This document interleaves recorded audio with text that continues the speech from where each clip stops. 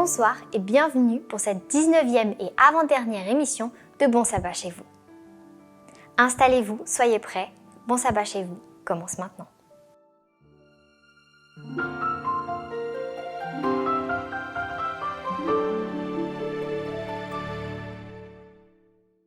Ce soir, nous allons étudier l'épisode où Paul voyage vers l'Italie et affronte d'importants dangers.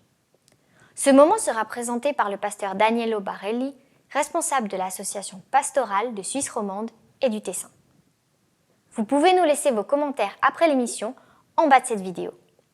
Je voudrais aussi vous inviter à vous abonner à cette chaîne pour être averti chaque vendredi de la mise en ligne de cette émission et de toutes les autres émissions d'Espoir Média. Comme d'habitude, nous allons d'abord nous préparer avec les moments de louange qui vont suivre.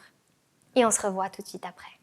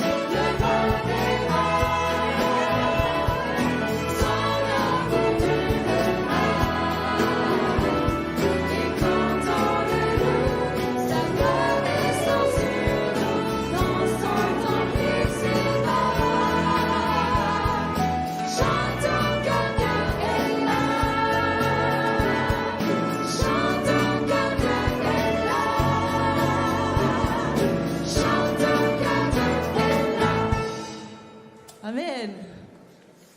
Nous allons continuer avec la deuxième louange qui s'intitule, Romel, Dieu incomparable. Dieu est incomparable, n'est-ce pas? Est-ce que Dieu est incomparable pour vous aujourd'hui? Si vous êtes d'accord avec nous, levez la main. Amen. Amen. Eh bien, je vous invite à chanter avec nous ce chant. Dieu est incomparable.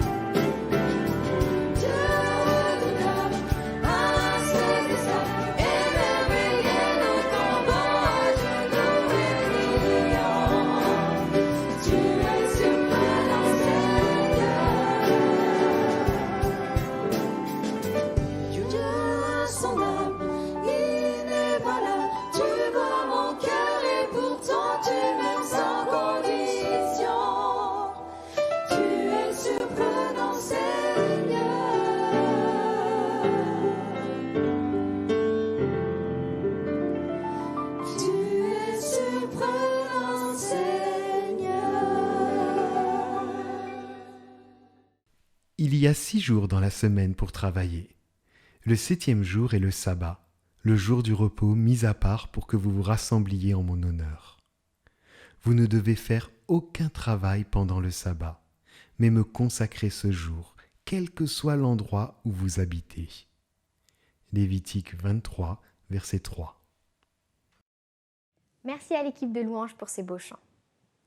Paul, qui a fait appel à César, part en Italie pour être jugé. Mais le voyage se montre périlleux et plein de dangers. Même s'il était prisonnier, Paul va sauver la vie de ceux qui sont avec lui lors d'un impressionnant naufrage. C'est un récit que je vous invite à mieux comprendre par un extrait du film du livre des Actes. Tout de suite après, je vais laisser la parole au pasteur Danielo qui va nous aider à comprendre les leçons pratiques de cette histoire. Après cela, nous nous retrouvons avant la fin de cette émission. C'était la 14e nuit que nous étions ainsi ballottés sur l'Adriatique, quand vers le milieu de la nuit, les marins ont eu l'impression qu'on approchait d'une terre. Ils ont jeté la sonde et ont découvert que le fond était à 37 mètres. Un peu plus loin, ils ont recommencé et trouvé le fond à 28 mètres. Comme ils avaient peur de voir le bateau s'écraser sur quelques récifs, ils ont jeté 4 ancres à l'arrière en attendant avec impatience la venue du jour. Alors les marins qui voulaient s'enfuir du bateau ont commencé à mettre à la mer le canot de sauvetage sous prétexte d'aller amarrer une ancre à l'avant. Mais Paul a dit à l'officier romain et aux soldats : « Attention, si ces hommes ne restent pas à bord, vous ne pourrez plus être sauvés. »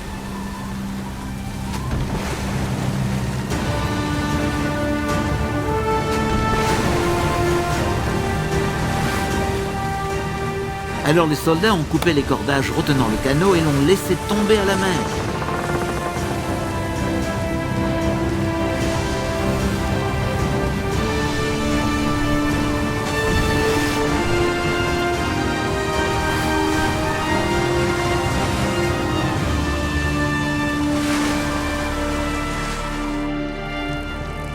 En attendant que le jour paraisse, Paul a encouragé tout le monde à manger.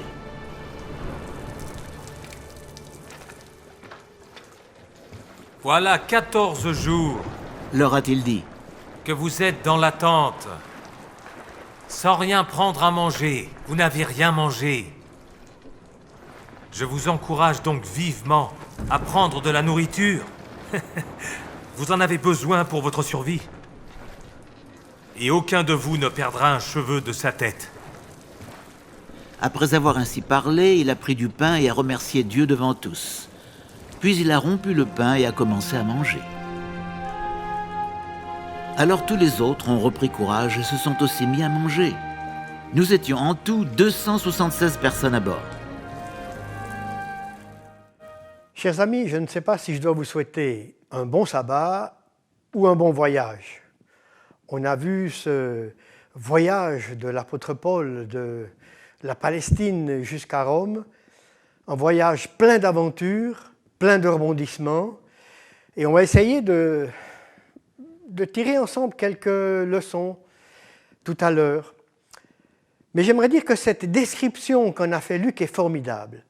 L'amiral Nelson, le vainqueur de Trafalgar, a dit « J'ai appris mon métier de marin en lisant Actes chapitre 27 ». J'aimerais souligner 4 interventions de l'apôtre Paul pendant ce voyage. On voit qu'il est intervenu 4 fois pour parler.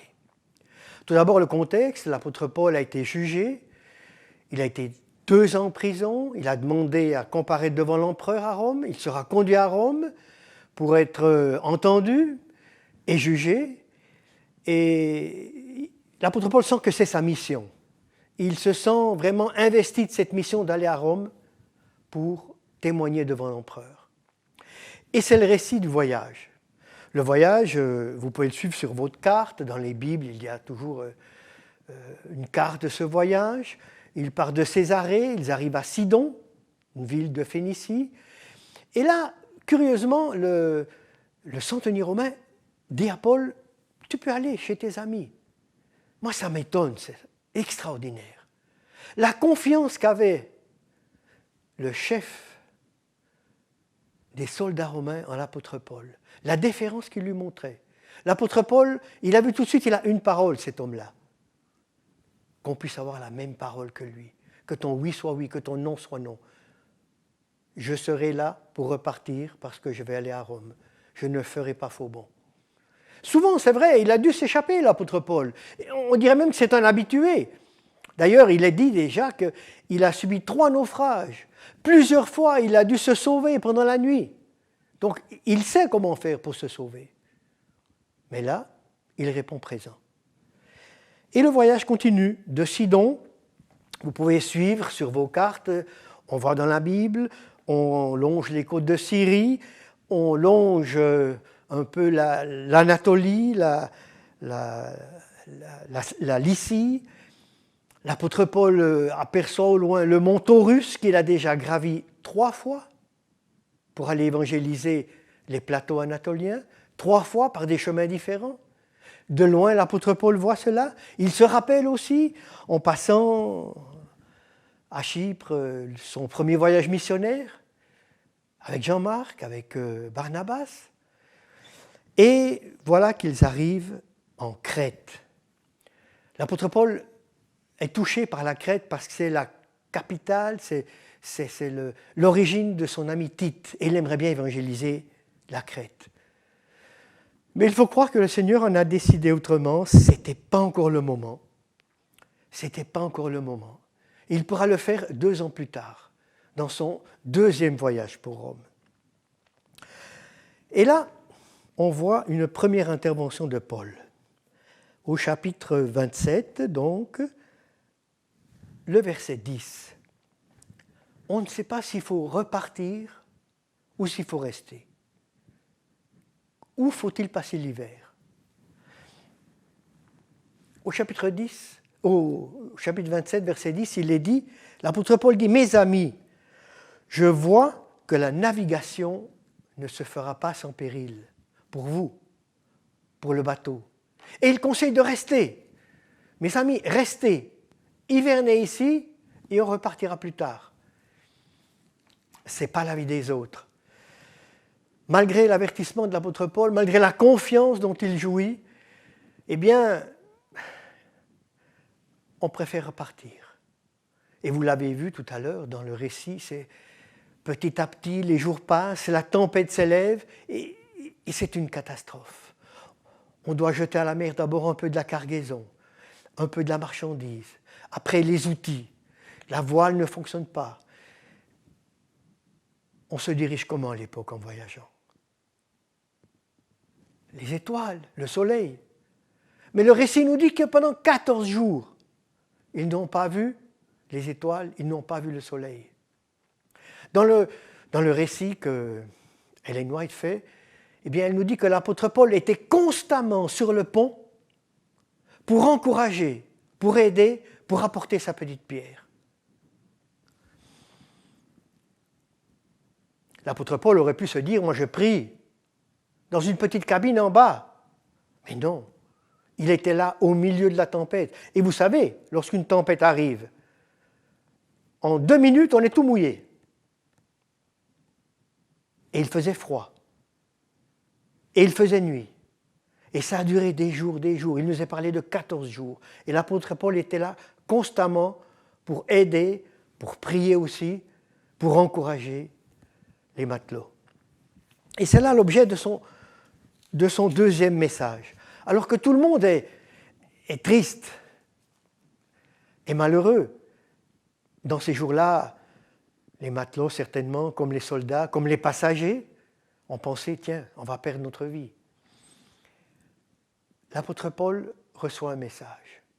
Un ange vient lui parler. Et qu'est-ce qu'il lui dit?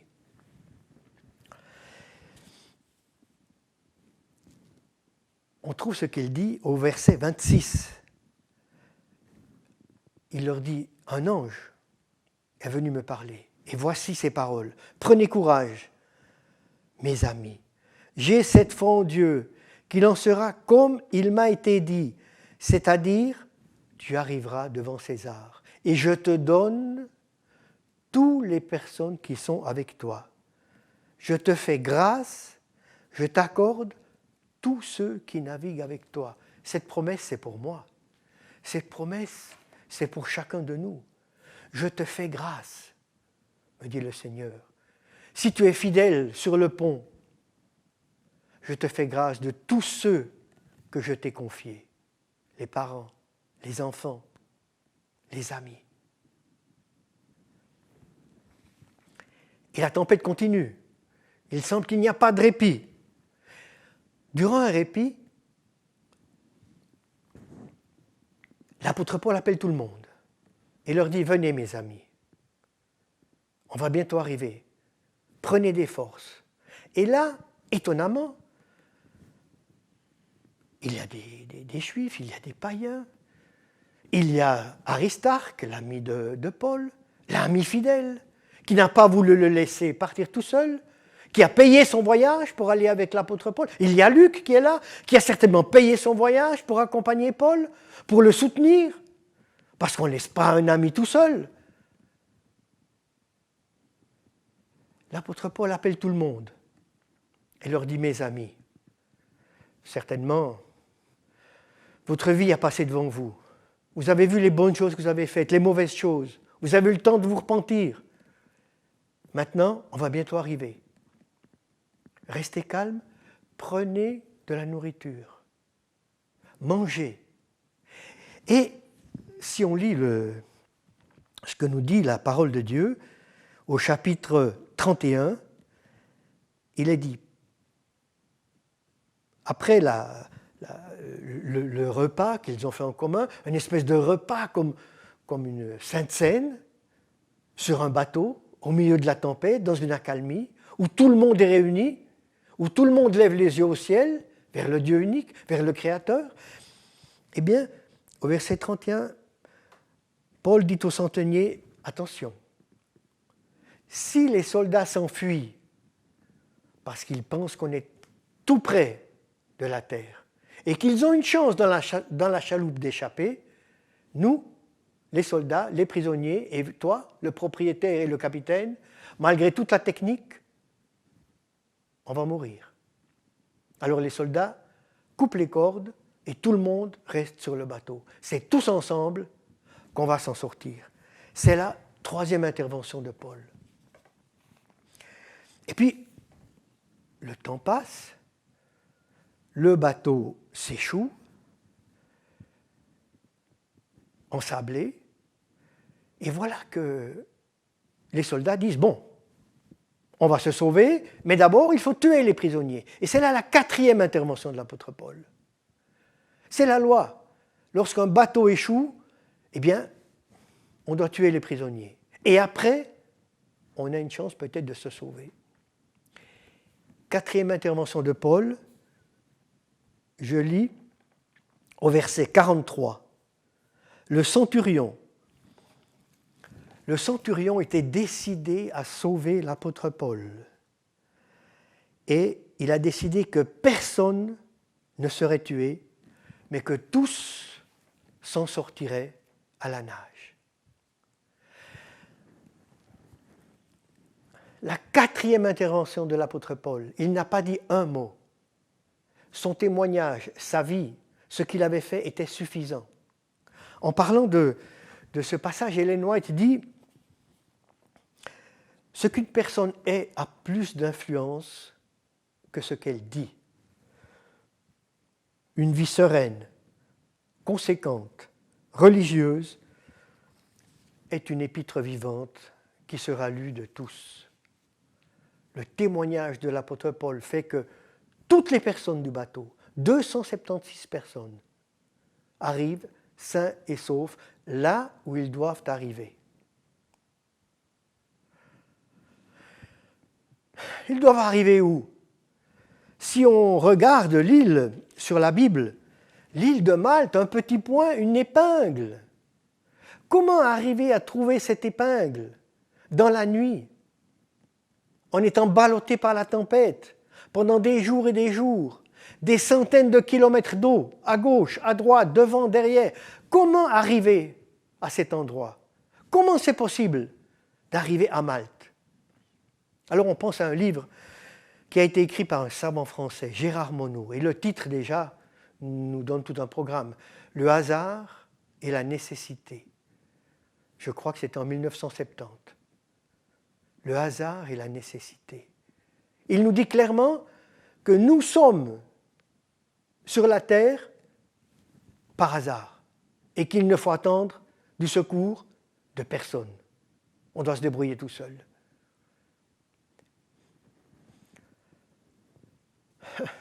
Le hasard, je ne pense pas. Mais la nécessité, oui. La nécessité pour Dieu de sauver les hommes. La nécessité pour Dieu de sauver l'apôtre Paul et tout son équipage pour arriver ensemble à Rome pour remplir leur mission. La nécessité d'arriver à Malte, parce qu'à Malte, il fallait témoigner, évangéliser. Il y avait des gens qui attendaient. Et à Malte, on voit encore des vestiges du naufrage de l'apôtre Paul. L'apôtre Paul arrive à Malte à cause de la nécessité du salut. Et dans ma vie, dans ta vie, il y a la nécessité du salut, comme avec ceux qui nous entourent. Apporter la paix, la bonne nouvelle, l'encouragement. Et c'est ce que fait l'apôtre Paul dans ce voyage. Il n'y a pas de hasard pour arriver à Malte. Il n'y a pas de hasard pour arriver là où je suis. Il n'y a pas de hasard pour arriver là où tu es. C'est le Seigneur qui t'a placé là et qui t'a confié une mission.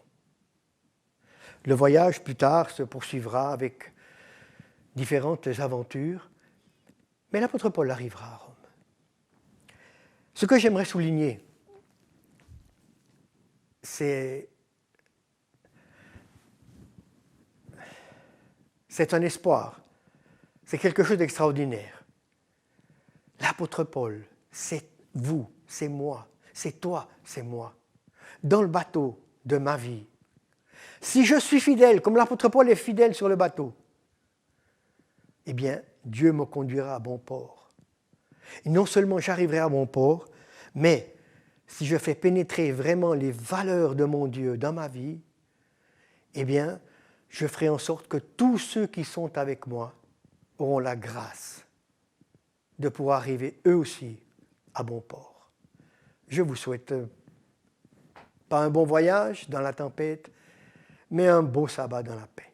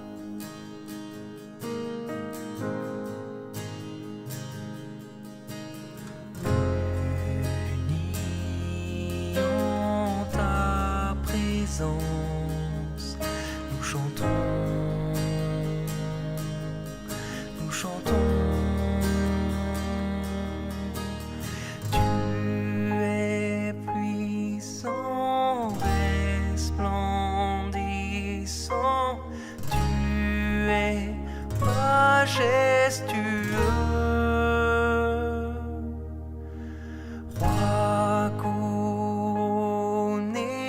Dieu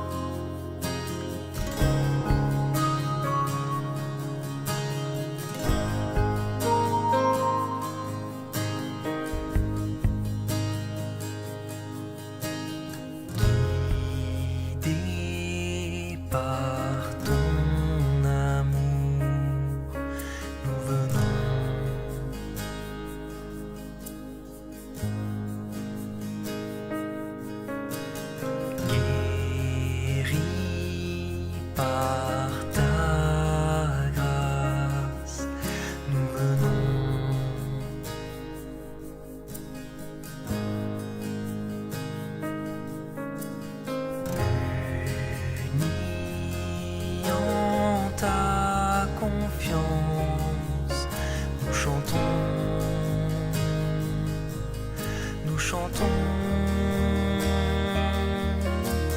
Tu es puissant, resplendissant, tu es majestueux. Roi couronné, Dieu élevé pour l'éternité.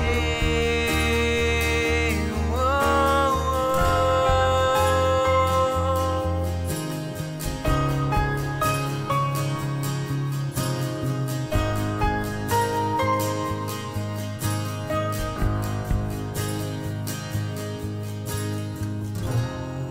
prosterné devant toi.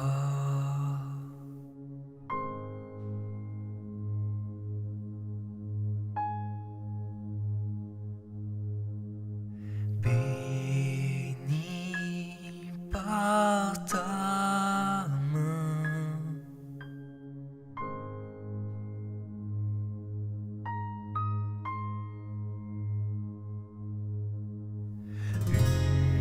Unis en ton alliance, nous chantons,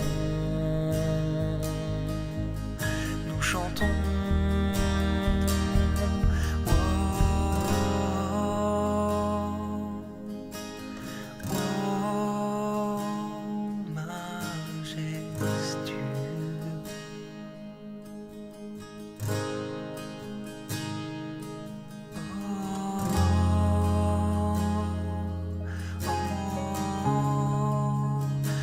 majestueux.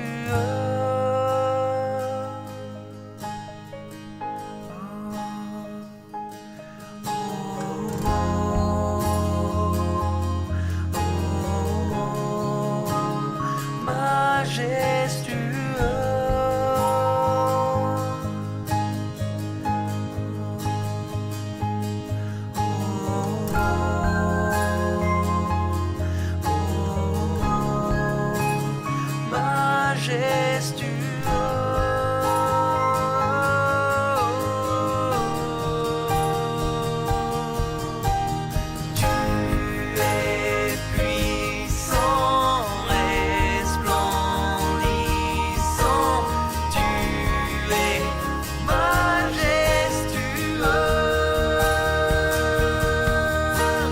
Roi couronné, Dieu élevé pour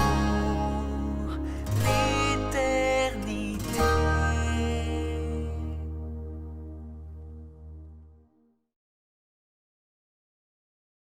Merci à Danielo et merci aux musiciens qui ont participé à l'émission d'aujourd'hui. C'est impressionnant de voir comment Dieu a agi à travers de Paul dans ces situations difficiles. Et je suis sûre qu'il est prêt à faire de même pour nous encore aujourd'hui. Je vous rappelle que vous pouvez revoir ces épisodes sur notre plateforme streaming adventplay.tv.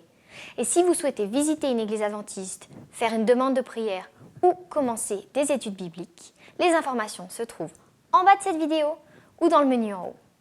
On se revoit la semaine prochaine et en attendant, bon sabbat chez vous.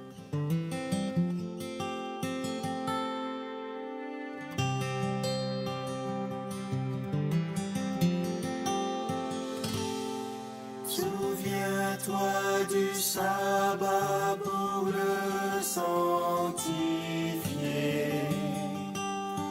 car en ce jour, Dieu nous invite à venir le rencontrer dans son amour pour mieux le connaître et vivre en harmonie.